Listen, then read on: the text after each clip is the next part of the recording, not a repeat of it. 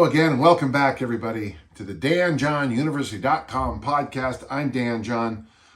This is episode 175, which is, awesome. Remember, if you have questions for our podcast, please email them to podcast@DanJohnUniversity.com. I do my best each week to answer every question, but as you can imagine, as this podcast becomes more popular, we're getting more and more questions. And some of the questions are so hyper specific that I just often will just email the person some suggestions and advice. Often, not always, but often. So our first question today is from a very good question. Brian says this: you've referenced an old article in Strength and Health magazine that stated if you could snatch your body weight, you'd feel confident heading into a wrestling match against an opponent of your own weight. Yeah, because in a sense, you could whip them over your head. And that, I think that was a 1968 Strength and Health. There was an article on a Japanese track and field team. Yeah, I remember it well. I think there was a Houston Oilers linebacker in it. I could be wrong. As you said, you felt pretty good knowing you could literally throw your opponent over your head. Are there any other exercises or drills with barbells or kettlebells that you think might inspire a similar level of confidence for those wishing to enter contact or collision sports? Yeah, I would just say, and it's going to be a little bit odd what I'm going to say, thick bar deadlifts is the first thing that comes to mind. So it's interesting. So over there, I think you should do the Olympic snatch, so you can be strong enough to throw your opponent over your head. And then thick bar deadlifts. What I discovered with thick bar deadlifts is that when I started doing them, my C-grip, my crushing grip strength just improved so much. And oddly, I could feel it on the platform in the Olympic lifts. I could feel that increased strength. So let's just do this. So with the barbell, I would say the Olympic snatch. Thick bar deadlift. If you don't have them, there's these things called thick grips or something like that. I used to have a set. I don't know where they are. They can be, in fact, you can throw them in your gym bag and go to any gym and use them. And they wrap around and you can get your deadlifts in there. Obviously, now there's going to be a whole area of whole body movements that I think help, for collision sports, for fighters. I don't mind having them doing dips, having them doing chin-ups, because I think those two exercises give a little bit of mobility as well as strength. Obviously hypertrophy too, but I like the way the shoulder has to move on those. And when you get in those weird positions in the fighting arts, I think it's nice to have some of that extra level of deep strength. The barbell stops here, but the dip takes you back to here, if that makes sense. So chin up, dip. I don't mind the idea of doing something like overhead squats, since you're squat snatching over there, I do like the idea of doing front squats. Again, the extra wrist flexibility. Here's what's going to come back in the responses, though. I'm a fighter and I can't do front squats because I busted up my wrists doing this, or I can't do shoulder work because I busted up my shoulders doing that.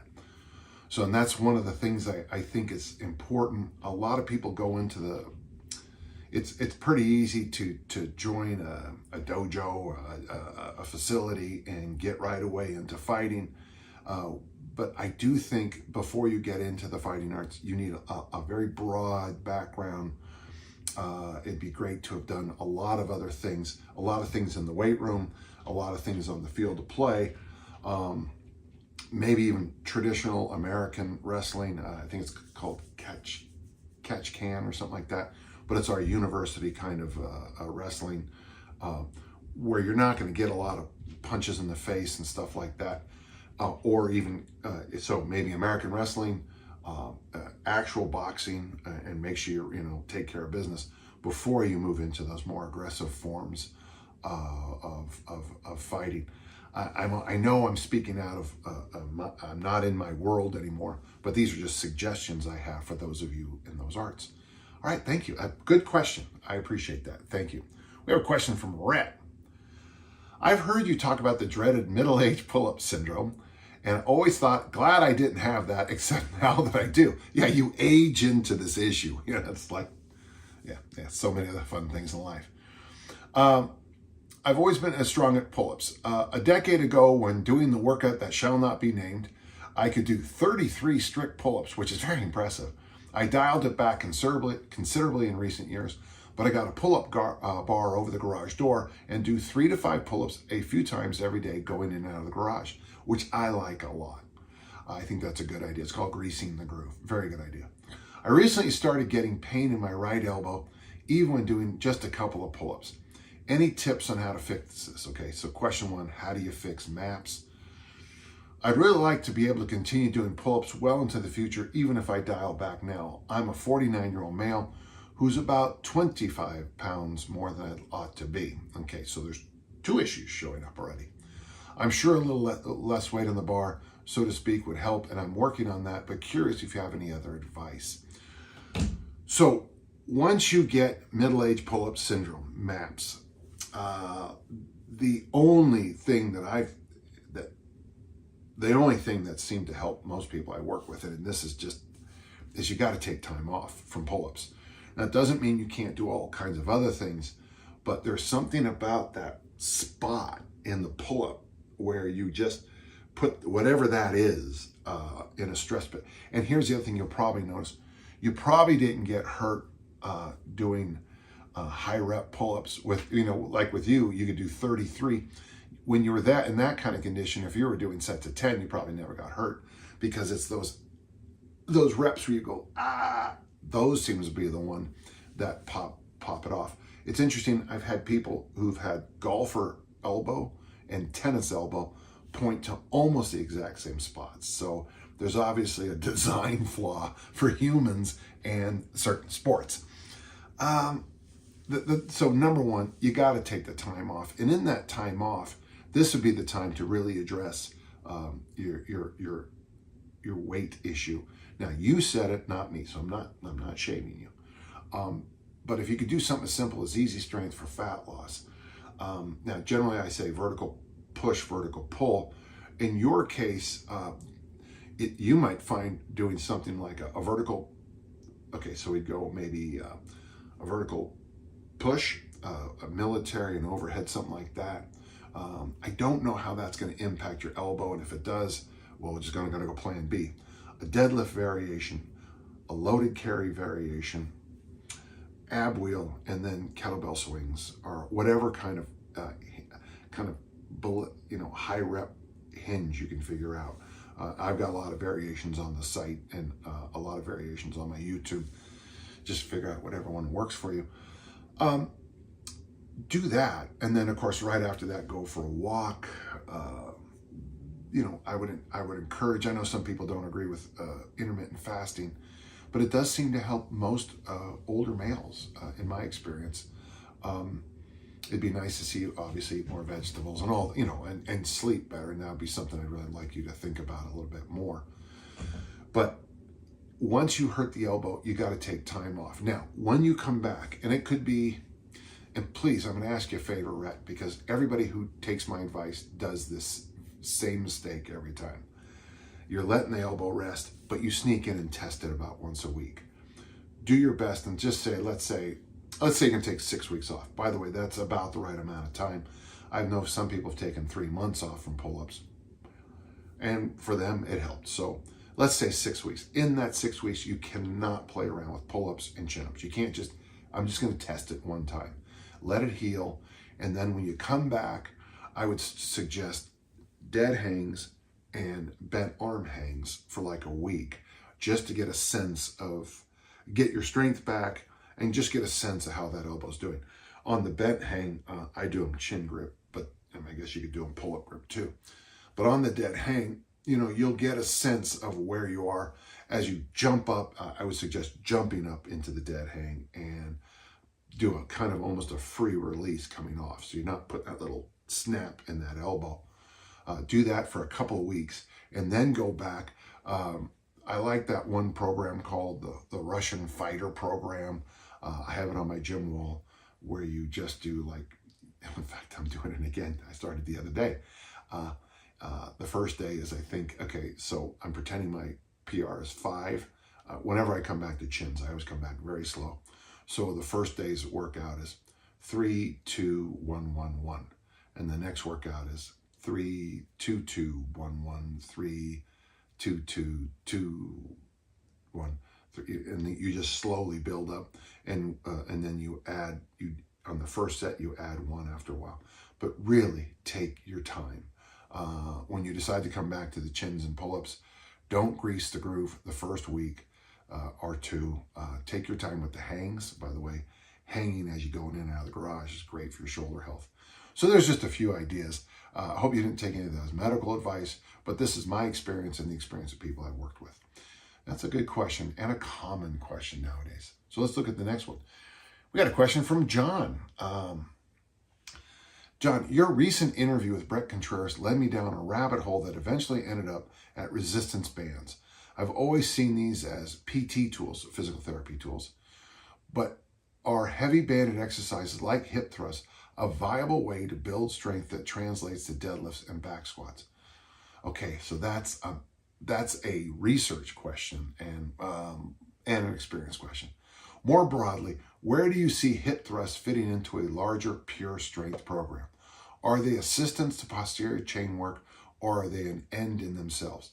Okay, now just before we can get started, there are people in professional football coaches and professional American football athletes who think that the hip thrust is now a measured tool. Now, if you've ever played the game, it is the most common way. I would say sprinting and hip thrusts are, at least when I played, that was the bulk of the game. I mean, that's how you hit people, that's how you block people, and your hands just, give you separation, but the hits come from the hinge.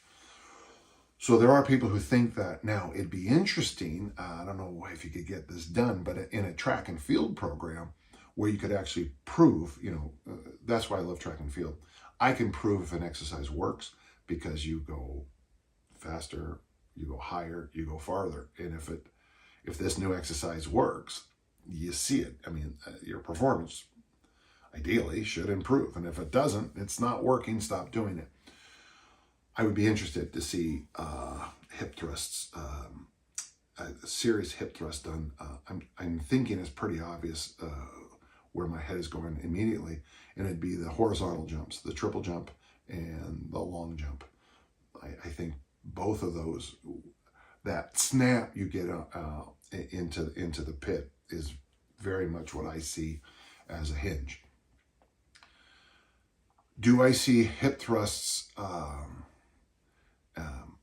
I'm starting to think that hip thrusts, especially with resistance bands, they're a lot like, if I say ab wheel, don't think I'm being condescending to the ab wheel or the hip thrust. But these are two exercises that are rather new. They don't have, I mean, obviously everyone's been doing variations of the ab wheel and the hip thrust for a million years, but the way we do them today, they're very new. I think the ab wheel and the hip thrust with resistance bands are these exercises that have really changed the way I look at progressive resistance exercise. They're not front squats, they're not clean and jerks, they're not deadlifts, but they work really well for a lot of the people I train, and they seem to have some carryover out there, especially I've noticed with my female collegiate throwers, and they really seem to help. Now, where you put them in a yearly schedule is the key. I see, it's interesting because I really do see hip thrusts with resistant bands and ab wheels as a wonderful early.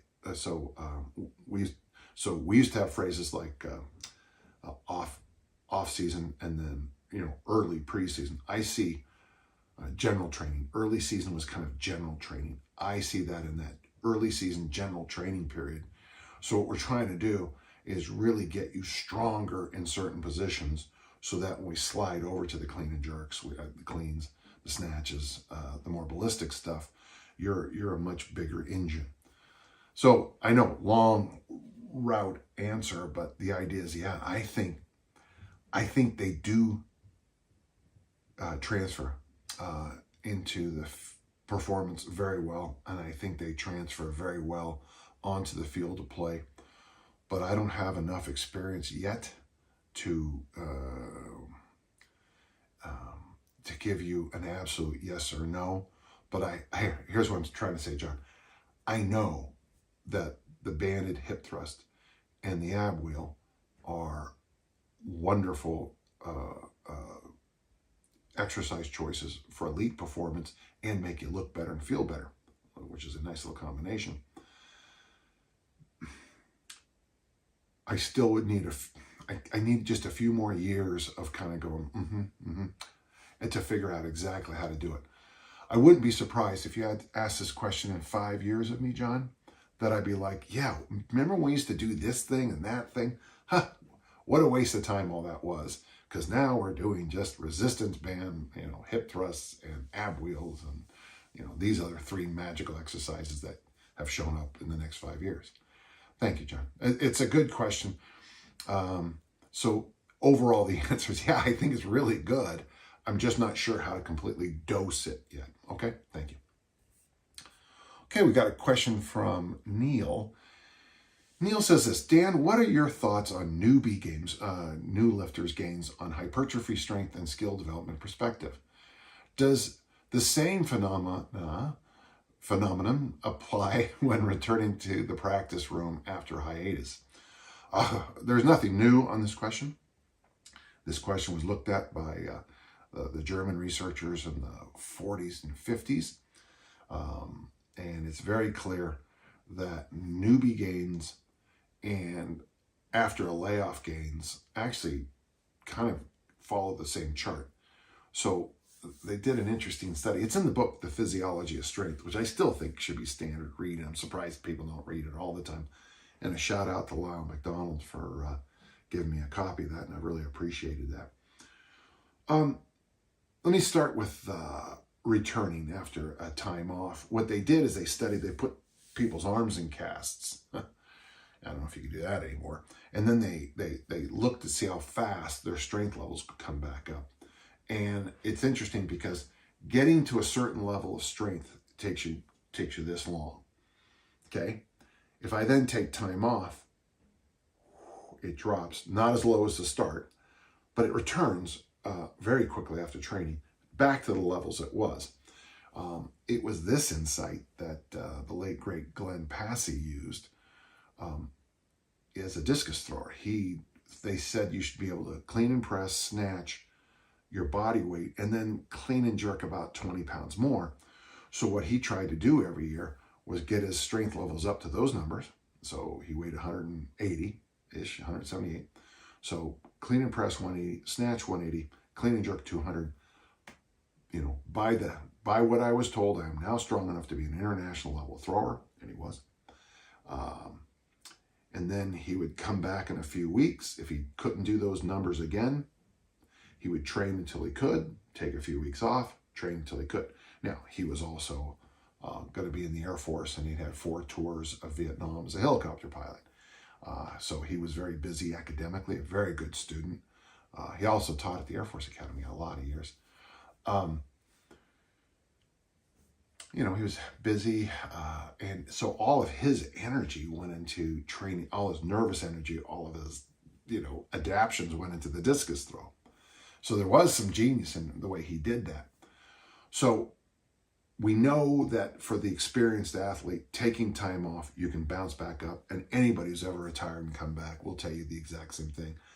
And I also will tell you how much all the extra crap we do in training has no carryover, which is nice.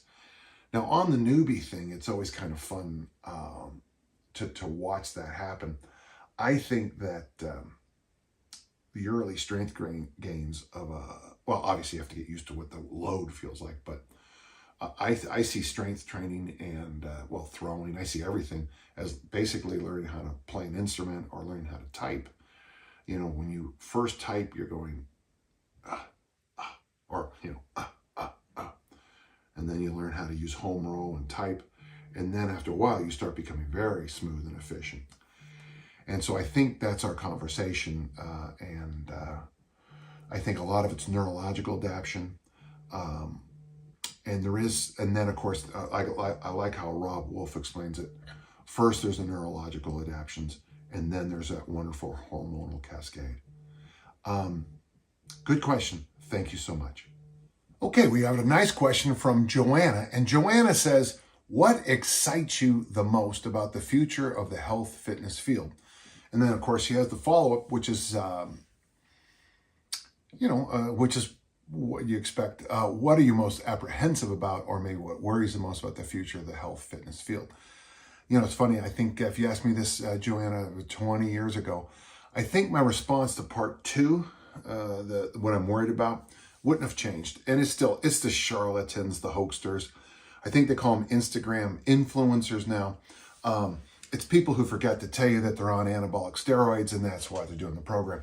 Come do my program and, buy my thing. And they forget to mention that all the models are juiced or on fat burners, which are, related to amphetamines, and all that nonsense.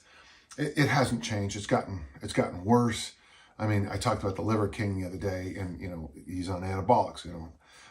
There's a girl who eats all those bananas. There's everybody. Everyone's got their thing, and none of the things are moderate approaches to health, fitness, longevity, performance, or body composition. And you can make fun of me all you want by the way I look, but hey, I'm drug free. Okay, that was a bit of reach, but I still worry a lot about that.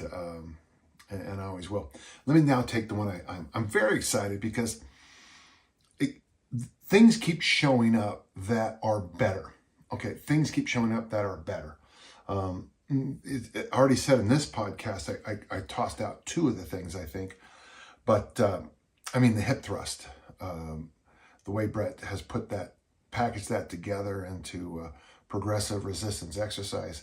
I did 3 rounds of what I call buns and guns today.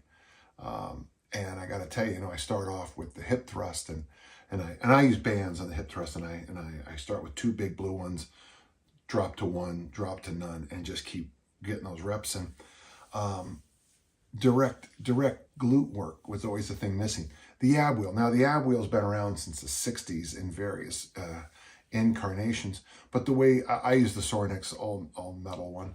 But the way we do things now with the ab wheel, where it's actually part of a training system, obviously progression is maybe not, I don't progress ab wheel work. You can by, getting off your knees and doing some other stuff, but I just think 5 or 10 reps is enough to get my burn on. So I kind of guess I'm sitting here going, there's going to be something that comes up. 20 years ago, really, no one talked about kettlebells because kettlebells, dumbbells, it's the user that makes the difference. So now at least the way I teach kettlebells, and I think it's the right way, with all the hinging movement, I think the gift of the kettlebell is teaching the hinge and squat pattern, the brilliance of the goblet squat, whoever invented that. So if you think 30 years ago, we really didn't have the modern kettlebell swing. People did dumbbell swings back in the day. In fact, if you read Training with Sarity, he has this thing he calls a swing. It doesn't look very good. If you go back into my old Strength and Health, you'll see swings. They're not the way we would do them now. And I think there's value. Now, the way they used to do them was fine too. Come on. So let's go. I would say watching things like the hip thrust, this kettlebell swing, the goblet squat, the ab wheel, just those 4 things. Now you throw in something as simple as hanging. And by the way, that's a pretty good workout right there. Just like hanging, and it's pretty good. That's some good stuff. I don't know what's coming. I don't know what's coming up next. It might be this might be a good question to have on my Instagram. And I'm on, it's Coach Dan John on Instagram. It'd be a good question. And because, here's what I think, I think in the past 20 years, certainly. And again, I talked to Brett about this. I saw what we now call a hip thrust at the Olympic Training Center in 1984, but none of us did it. And then in 91, someone called it a glute bridge and none of us did it. But now hip thrust is standard. Funny thing is I would have never done a clamshell without Brett too. So there's your perfect workout, huh? Hip thrust, clamshells, goblet squat, ab wheel hang, and the other thing I forgot. There you go. There's your perfect workout with half kneeling. And it really is close to my perfect workout, which is half kneeling presses, hangs, the glute loop combination of hip thrusts, clamshells, the goblet squat into the overhead squat, and marching in place with a suitcase carry. That's my indoor perfect workout, and I love it. So what's going to happen in the next few years is that someone's going to just cobble some idea together, and let me show you how I'm going to deal with this, Joanne, because I'm going to be frank with you. You're going to ask me about it. I'm going to say, that's the stupidest thing I've ever seen. And then I'll do it, and I'll say, that's still pretty stupid. And then 2 years later, I'll be like, God, it's brilliant. It just changed my life. Hi, I'm Dan John. You know how it goes. But thank you. I think that's a fun question. And if you can remember, Joanne, will you please ask me this again in 20 years, and then in 40 years, and then 60 years? And I really want to be answering that question then. Okay? Thank you. We have a little question from Martin. Okay, Martin. On one of your recent appearances on the Pat Flynn podcast, you and Pat came up with your personal 10 best kettlebell exercises. I noticed that neither of you had the double kettlebell clean and jerk on the list. Oh no. It's a good exercise, Martin. Okay, we'll move on. My question is, what makes the clean and press superior to the clean and jerk? My barnyard wide shoulders don't indicate why. Should we still make time and effort to include the clean and jerk into our training, and how would you program it? Yeah, I don't know if Pavel still uses it with his certs, but I know we do at the RKC. One of the things about the clean and jerk, especially when you're training, is that you can use more weight. Now, I know that's pretty obvious, but that stability you need to have to load those weights overhead, I like. As you might know, I don't like the double kettlebell snatch, and I'm not a real fan of double overhead carries, unless it's a barbell, so you got, one issue. But with the jerks, those issues don't seem to be around, because, you're here, boom, boom, boom, boom. Yeah. Now, I want you to be careful here, because what you're getting yourself into is probably an issue I'm not a big fan of, okay? And that's either or. Right now, I'm doing presses Mondays and Fridays for a couple of months. I've gone into a simple bodybuilding program for a while, because I just had an Olympic lifting meet, and I take Tommy Kono's great advice that after an Olympic lifting meet, you should bodybuild. And so I press twice a week. When I'm getting ready for an Olympic lifting meet, I jerk 3 times, clean and jerk 3 times a week. So be careful of the either or. They blend together really well. There are things about the jerk that will help the press a lot, and the control and strength you get from the press helps with the jerk. And if you recall, when I was 14, if you listen to my podcast, little Danny at age 14 thought at this age I should do squat snatches and clean and press. And it was kind of cool to think about that, because you got that whole body ballistic movement of the snatch, and then you got the explosive clean press plus the grinding press. It's a pretty good workout, and I think I was 14 when I thought of that. So be careful on thinking either or on this. There's great value. And by the way, when somebody asks me what are the 5 best things I do, and this happens all the time on my Instagram account, it drives me crazy. If I put up standards for men, the first question is, where are the women's standards? If I put up women's standards, first question is, where are the men's? If I'm asked to pick 5 exercises, people ask me, why not this one, this one, this one? Well, you asked me to pick 5 or 10 in this example, and I gave you 5 or 10 or whatever, and I just, I can only do so much so fast. I hope that answers your question, Martin. It's it comes up a lot, and we go over it in the RKC2. I think it's is it the afternoon of the first day? I think. I like that day a lot. I like coaching that. What's nice about coaching the double kettlebell jerk is that a lot of it is just me saying commands and letting the inner coach, the person's body coach the person, because you can't, as the great Brian Oldfield told me and Mike Rosenberg, you can't think through a ballistic movement, and idiots try, and those are the people who end up in fail videos. So, hey, thank you. Good question. Vahid asked me a question, and it's a good question. I never saw you mentioning parallel dips as a push exercise choice for easy strength. Good reasons. On the face of it, it's a good compound body weight movement that can be done weighted. Is there a reason you have not mentioned it in your examples? Well, it's funny you say that, because in the new book, Easy Strength Omni book, I actually mention it in depth and discuss it. Let's go with my why I don't just leap into dips for all 8 billion on the planet, okay? First, many of the athletes I've worked with, very often teenagers, dips hurt their sternum. It just makes them ache. I asked somebody about that, and they say that, let's see if I get this right, one of the fastest growing bones in your body is the jaw, and one of the slowest to fuse is the sternum. So it's like your body waits until all the puberty growth is over and then ratchets this area down. So when teens do dips, a lot of teams will complain about pain here. So I've always used dips with my adolescent, teenage athletes, collegiate athletes as a, if you're okay with it, do it exercise. Now we shift. The other problem, 90% of North American males have a bad shoulder because of our throwing games. Doing dips on a beat up shoulder is hard on the joint. So it's like one of those things here in the United States anyway. It hurts you when you're young and it hurts you when you're old.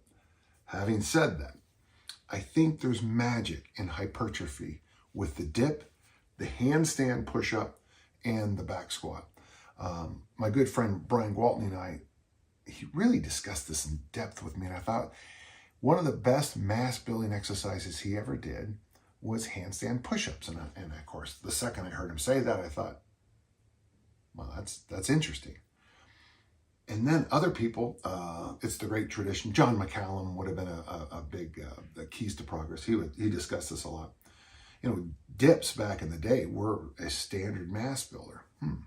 Back squats, especially high rep back squats, are a definite mass builder. You probably could put together a pretty good hypertrophy program. I think in the book I call it Mass Made Even Simpler. You do dips,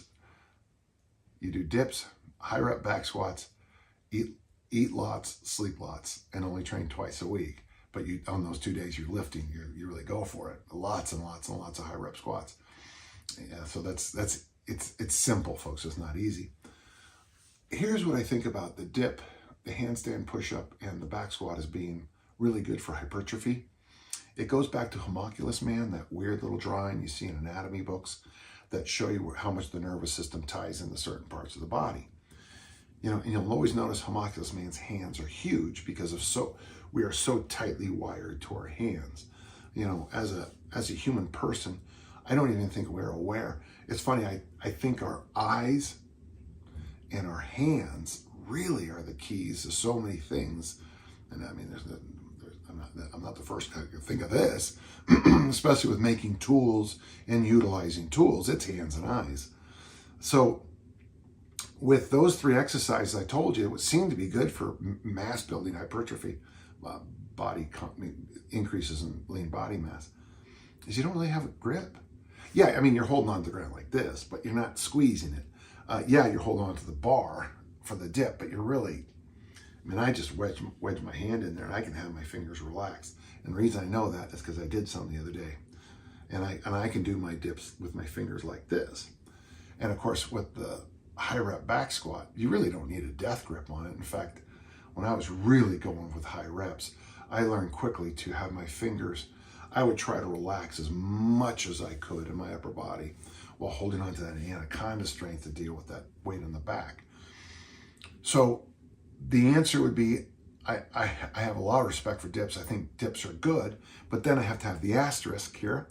Asterisk, read the bottom of the page. It hurts a lot of teenagers. It hurts a lot of North Americans. So if I program that, very often one of the first if I'm doing something like online with a person emails, that'll get kicked back within an hour. I'll have to come up with something else instead of parallel dips because of the number of injuries with North Americans.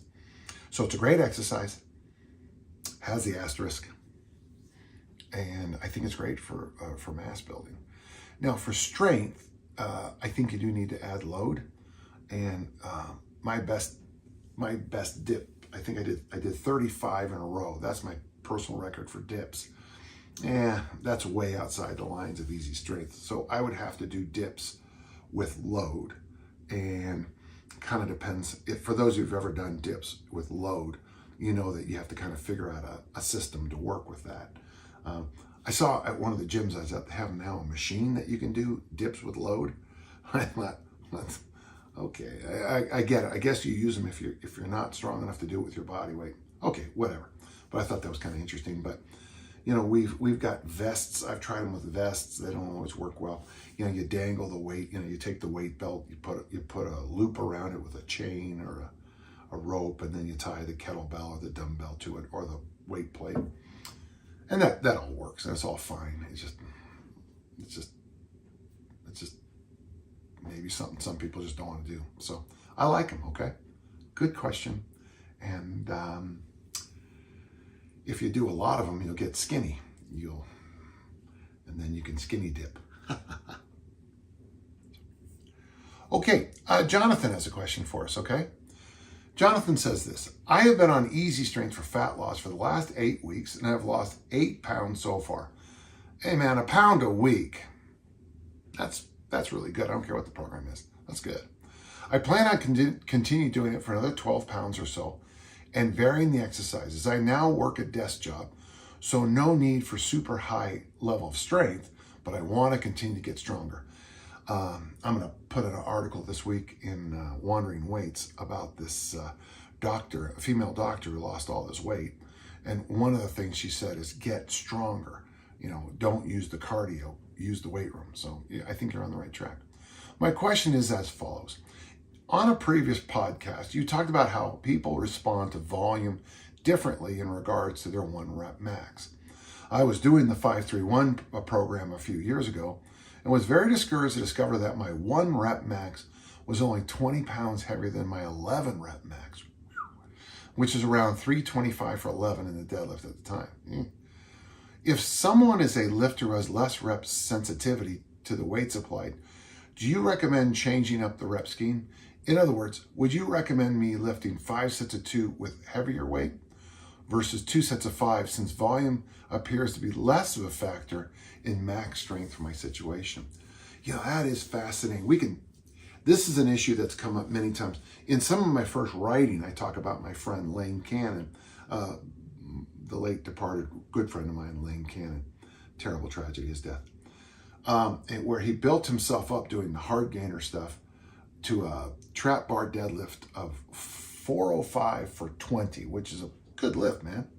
And then a couple weeks later, he maxed out and only got 425 for 1. And he was brokenhearted. Now, if you're training high reps for all your training, you're probably not going to have that big, I got to break the world record attempt in you. The 1 rep maximum thing, it's funny because 51% of the world's population has this issue, the female athlete. It's always been interesting to me. I had a female friend who she could bench press 135 pounds for 10 reps. Her max in the bench press was 140. Went from 10, added 2.5 plates on both sides, boom, 1. Many females will have, many women will have a poor press. So they can do lots and lots of reps, but their max will be low. I'm one of the luckier guys. My reps on some exercises are not very good. You know, I'm not going to impress you with my bodybuilder numbers, 3 sets of 8. But if you say my name and I walk out on the platform, I've got a big top end. And yay for me, I'm wonderful, and everyone loves me and throws flowers at me. This is an issue. It's been discussed a lot. One of the things when the high intensity training people, the hard gainer people talk about this to death, they actually believe that you're actually more gifted if, let's see, I can't remember. Okay, so if it's 100 pounds and we both take 90, I do it for 2 reps and you do it for 10 reps. I remember reading the hard gainer saying that the person who does 90 for 2 is neurologically superior than the person who can do it for 10. So Jonathan, I hope that ruins your day, knowing that I am neurologically superior to you. There you go. Take that. I think a lot of it, I don't even know if it's really neurological. I've always thought it has more to do with temperament. I have the ability to dial intensity on and off quite quickly. Well, I mean, my book now, somewhere there, is all about that. Ratcheting up the thing when you need to. A lot of us who are just kind of hanging, like for example, and you with your desk job now, you're probably spending a lot of time at your desk, you're not out there, fighting polar bears and, traffic and I don't know what else, whatever one fights in a typical day. So that is why I really do recommend that you play with the reps. So if you read Even Easier Strength, you'll notice that in a 2-week period, I think I have 1 6 singles day, maybe 1 or 2 tonic days, 1 set of 10 easy. But, and like I say in the new book, I say if I could do it all again, I just tell everybody 3 sets of 3 and just never even answer another question. But you will probably find that 5 sets of 2, and I would stick with the same weight on that and get a sense for how each one feels. That might be some really interesting feedback for you. For me, if I stick with one weight, usually around the 3rd set is a set I feel best. The 4th set, same exact weight, same exact amount of rest. My 4th set is like, wow, that was crappy. And my 5th one is, game breakers. It could be because I hate them, because I'm a Fibonacci numbers lunatic, and a 4 is not a Fibonacci number. But this is a good question. People talk about this a lot. Jonathan, I'd like to spend time with you in a facility, in a gym, and just see where you are. For example, the deadlift, by the way, with the deadlift, a lot of people have that ability to do lots and lots of reps and not much more with a single. I think because a deadlift takes a lot of, anger and stuff. And if you're just in the gym trying to feel the weight, you don't have it. It'd be interesting to see what your front squat numbers would be like, because, well, like in my case, I'll use the back squat, but if I could back squat a weight for 1, I could usually do it for 5, because that's the way I'm built. I don't know if I've ever actually had a max back squat, because I always had more in the tank. But this is a good question, and I like where your head's at on this, okay? Thank you, Jonathan. I really appreciate that. And I would like, if you don't mind, if you could follow up with a few other lifts where you're, here's an amazing rep number, and here's a top end. You might find, as some people have, as this is how we discover if someone is a squatter or hinger, a pusher or puller, because usually the exercises that you can bang out the big lifts are the ones you're really good at. Boy, this was a good set of questions, folks. Thank you so much. I mean, I'm here every week. Again, if you have a question, podcast at danjohnuniversity.com, podcast at danjohnuniversity.com. I try to answer every question. When you have questions like these that, make me think a little bit, I appreciate it. I don't mind answering any and all questions, especially some of these were pretty good today. As always, until next time, let's all keep on lifting and learning. Thank you.